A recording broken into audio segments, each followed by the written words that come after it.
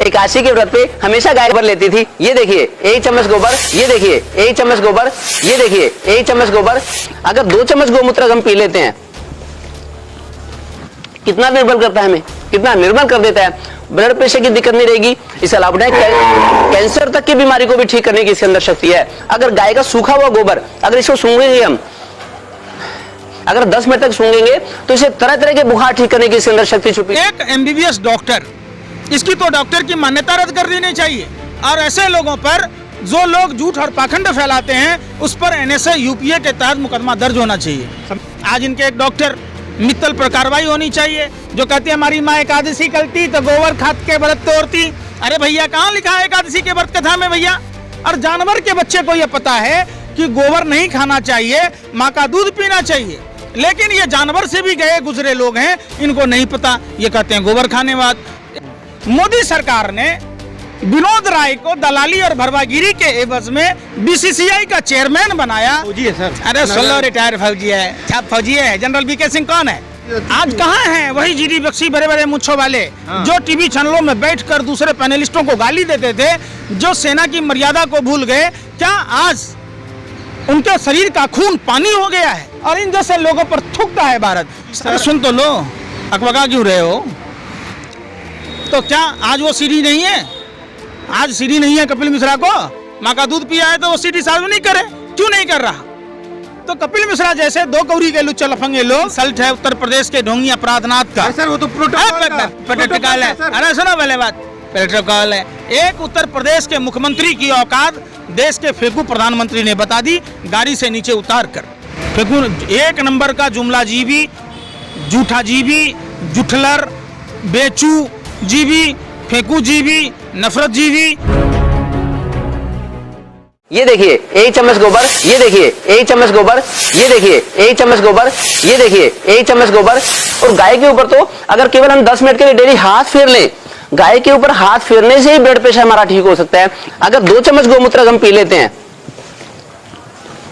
कितना निर्मल करता है हमें, कितना निर्मल कर देता है। ब्लड प्रेशर की दिक्कत नहीं रहेगी। इसके अलावा कैंसर तक की बीमारी को भी ठीक करने की इसके अंदर शक्ति है। अगर गाय का सूखा हुआ गोबर, अगर इसको सूंघेंगे हम, अगर 10 मिनट तक सूंघेंगे तो इसे तरह तरह के बुखार ठीक करने की इसके अंदर शक्ति छुपी है। उस गोमूत्र की अगर हम बात करें तो देखिए ये गोमूत्र, अगर 2 चम्मच गोमूत्र हम पी लेते हैं,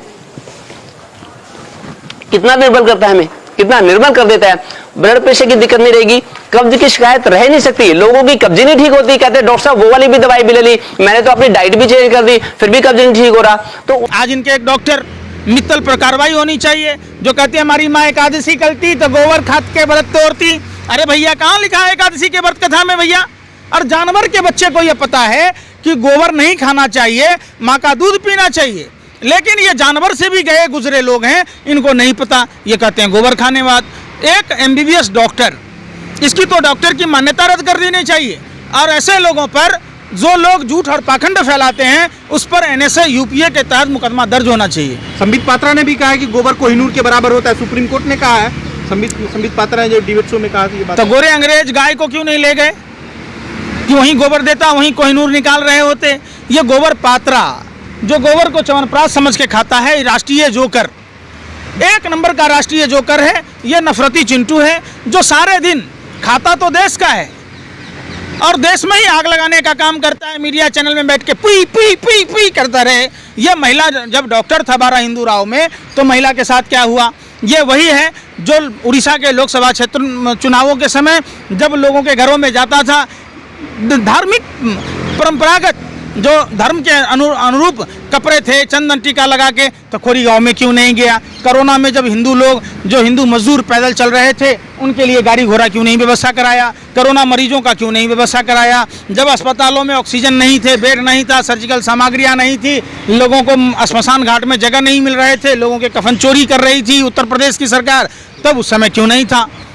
आधी नंगी आधी बुच्ची अंधभक्तों की बहन कंगना राणावत को असल में आज़ादी कम कपड़े पहनने की, नशा करने की, अलुल जलूल बातें करने की, ये मानसिक दिवालियेपन की शिकार कंगना राणावत, जो भाजपा की एजेंट बनकर, आरएसएस की एजेंट बनकर काम करती है। देश ने देखा है 4 ऐसे लोग हमारी नज़र में हैं तो कई लोग ऐसे जिनको पद्मश्री या पद्म सम्मान नहीं दिया जाना चाहिए। पहला है विनोद राय, जिसने 11वां महानियंत्रक लेखा परीक्षक होते हुए 2G स्पेक्ट्रम में और कोयला में फर्जी घोटाला निकाला। मोदी सरकार ने विनोद राय को दलाली और भरवागिरी के एवज में बीसीसीआई का चेयरमैन बनाया, क्रिकेट कंट्रोल बोर्ड में मेंबर बनाया, क्रिकेट कंट्रोल बोर्ड का बीसीसीआई का चेयरमैन बनाया, उसके रेलवे कायाकल्प समिति का चेयरमैन बनाया, बैंक बोर्ड ब्यूरो का चेयरमैन बनाया। उसके बाद पद्म भूषण सम्मान दिया गया। दूसरे आए आरएसएस के एजेंट, नानाजी देशमुख की संस्था में काम करने वाले अन्ना हजारे, जो कुंभकर्ण रामायण में दिखाया गया कि 6 महीने सोता था, 6 महीने जागता था। ये भरवे दलाली में तो भाजपा की दलाली में, आरएसएस की दलाली में 7 साल से मुजरा गा रहा है और Z+ की सुरक्षा लेकर रालेगांव सीधी में भरा पड़ा है। रिटायर्ड फौजी है सर। अरे 16 रिटायर्ड फौजी है, क्या फौजी है? जनरल वीके सिंह कौन है? रामलीला मैदान में बैठा था। कहाँ है जन लोकपाल? कहाँ है काला धन? कहाँ है महिला सुरक्षा की बात? कहाँ है भ्रष्टाचार की बात? कहाँ है महंगाई कम करने की बात? वो सांसद और मंत्री बनने के दलाली में चुप और मौन बैठा है। कहाँ है किरण बेदी, जो उपराज्यपाल बनकर चुप बैठी है? कहाँ है वो 2.25 आंख वाला कानिया लाला हरामदेव, साधु के बेस में लुटेरे हैं देश में, जो जिसको पैंट में जींस से खुजली होती थी, फटे हुए जींस भिखारियों के लक्षण नजर आते थे। अपने ही 3000 प्रोडक्ट इन्होंने जींस के लॉन्च कर दिए। शहद में चीनी मिलाकर बेचता है, कोरोनिल का डुप्लीकेट दवाई बेचता है। ये इनके 50 टन लाल चंदन दिल्ली एयरपोर्ट पर पकड़े जाते हैं। देश के भिन्न भिन्न जिलों में इनको भूमाफिया को जमीन दी जाती है। बैंकों के 2265 करोड़ रुपया रुचि गोल्ड के नाम से कंपनी था, उस कंपनी को दे दिया गया। जीडी बख्शी साहब चुप क्यों है सर? जीडी बख्शी साहब जो कहते थे कि आज़ादी भीख में नहीं मिली है और असली बातें बोलते थे, आज जीडी बख्शी आज कहाँ हैं वही जीडी बख्शी, बड़े बड़े मुच्छों वाले, जो टीवी चैनलों में बैठकर दूसरे पैनलिस्टों को गाली देते थे, जो सेना की मर्यादा को भूल गए? क्या आज उनके शरीर का खून पानी हो गया है? क्या आज कंगना रनावत पर उनकी प्रतिक्रिया नहीं आएगी? ये सवाल पूछा जाता है। क्या आज जीडी बख्शी का जमीर मर गया है? ये सवाल पूछता है भारत, और इन जैसे लोगों पर थूकता है भारत। सवाल पूछा जाता है 10 मई 1857 को मंगल पांडे जी के नेतृत्व में सिपाही विद्रोह हुआ था। 1857 से लगातार देश में 1947 तक हमारे देश के महापुरुषों ने, आज बटुकेश्वर दत्त की को हम श्रद्धांजलि अर्पित करते हैं, कल लाला लाजपत राय जी को श्रद्धांजलि अर्पित किया। जो लाला लाजपत राय जी के जिस्म पर पड़ी लाठी, साइमन कमीशन के विरोध में जो लाठियां पड़ी थी, अब सोचिए क्या वो जाया जाएगी? क्या भगत सिंह की कुर्बानी जाया जाएगी? भीख थी क्या?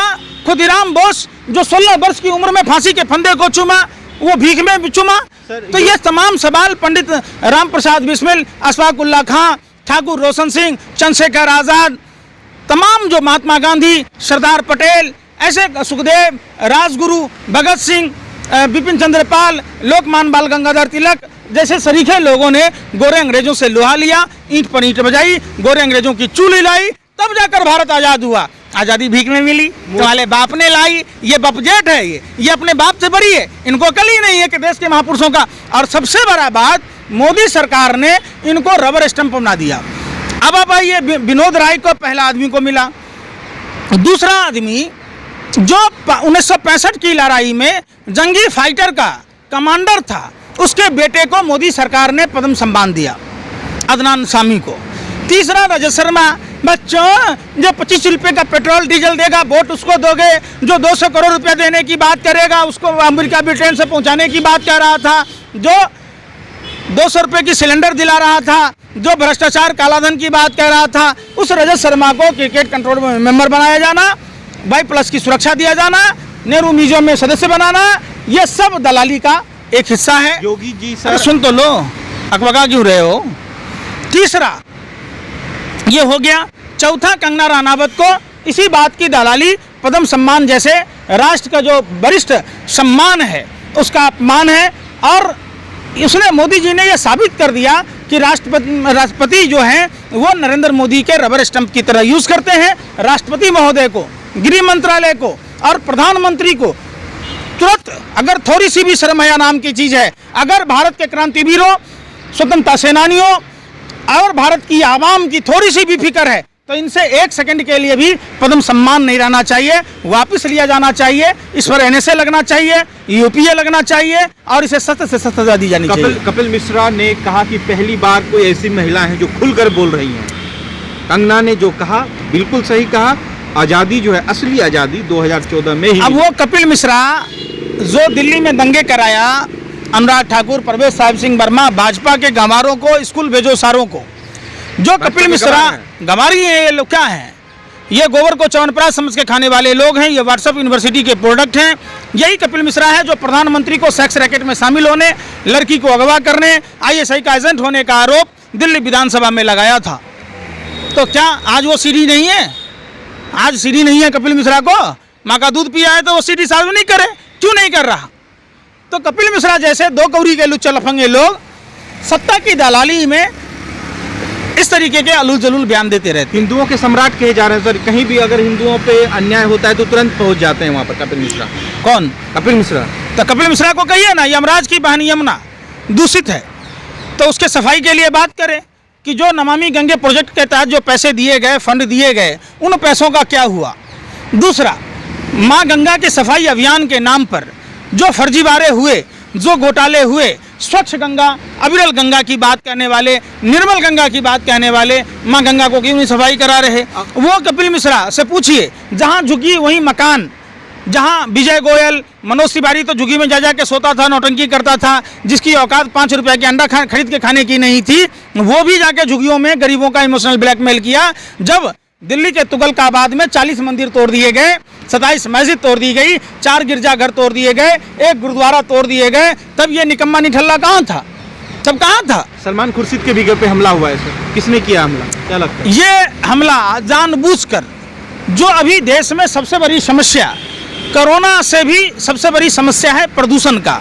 प्रदूषण से जो लाखों लोगों की हर साल मौत होती है, अगर आप WHO के आंकड़ों को देखेंगे, 24 से 25 लाख लोगों की जिंदगी वायु प्रदूषण ले लेता है। और दूसरा कि दिल्ली में तो जल प्रदूषण और भी कई स्टेटों में जल प्रदूषण भी जिंदगियां ले लेती है। इन मुद्दों से दिमाग भटकाने के लिए, माइंड कंट्रोल करने के लिए इस तरीके के शकूफे छोड़े जाते हैं। एक साजिश के तहत, षड्यंत्र प्रयोग के तहत इनसे बात कीजिए। हर सांसद आदर्श गांव बनाने की बात कहाँ गया? इनसे बात कीजिए। स्मार्ट सिटी की बात कहाँ गया? इनसे बात कीजिए। $5 ट्रिलियन इकोनॉमी की बात कहाँ गई? इनसे बात अर्थव्यवस्था की कीजिए, इनसे बात इकोनॉमी की कीजिए, इनसे मंदी की बात कीजिए, इनसे बात कीजिए कि 2 करोड़ युवाओं को रोजगार देना था, उसका क्या हुआ? जो SSC GD के छात्र लगातार जंतर मंतर पर 9 महीने से प्रदर्शन कर रहे थे, ऐसा क्या कारण था?